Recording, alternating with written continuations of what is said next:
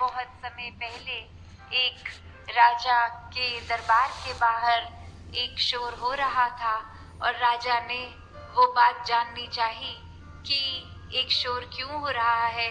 तो उसका सिपाही आके कहता है कि एक इंसान यहाँ से एक जिद लगा के बैठा है कि इस सराय में जो रहता है उससे मिलना है, और हम तो उस इंसान को समझा रहे हैं कि ये सराय नहीं है, ये राजा का महल है।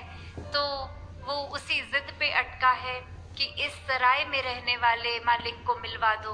तो फिर वही राजा आके कहता है उस व्यक्ति को मेरे पास पेश किया जाए, और जब वो इंसान सामने, तो फिर वही बात कहता है कि आप इस सराय में रहते हैं, और राजा भी वही बात कहता है कि ये महल है, सराय नहीं है।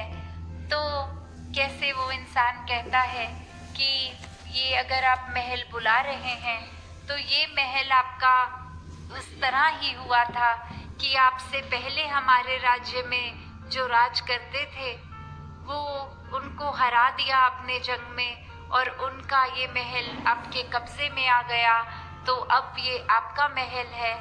तो वो राजा कहता है हाँ बिल्कुल ठीक।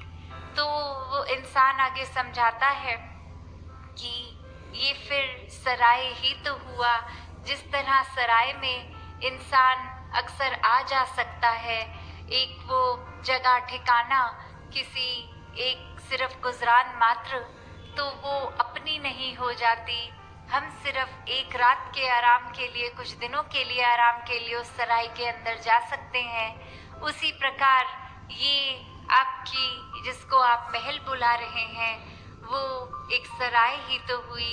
ये जीवन ने कब खत्म हो जाना है, इस महल ने आपके साथ इस जीवन तक ही रहना है, या फिर अगर कोई इस जीवन के बीच में फिर कोई युद्ध हो जाता है और कोई और राजा यहाँ रहेगा, तो उस जीवन काल में भी ये गारंटी नहीं, ये पक्का नहीं कि आप इसी महल में रहते रहेंगे।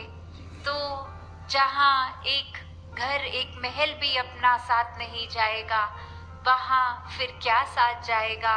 ये सराय ही इसलिए है कि हम सब इस जीवन में आते हैं मेहमान की तरह रहकर और फिर चले जाते हैं। तो वो जीते जी एक बात वही कि कुछ भी हम इकट्ठा कर लें, वो जाने वाला साथ नहीं है।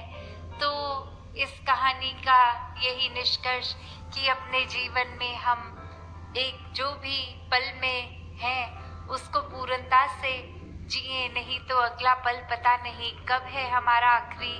और जीते जी इस परमात्मा से हर एक नाता दिल का जोड़ के, इसको जान के अंग संग फिर अगर हम जीवन जिएंगे तो ही वो मुबारक जीवन बन सकेगा।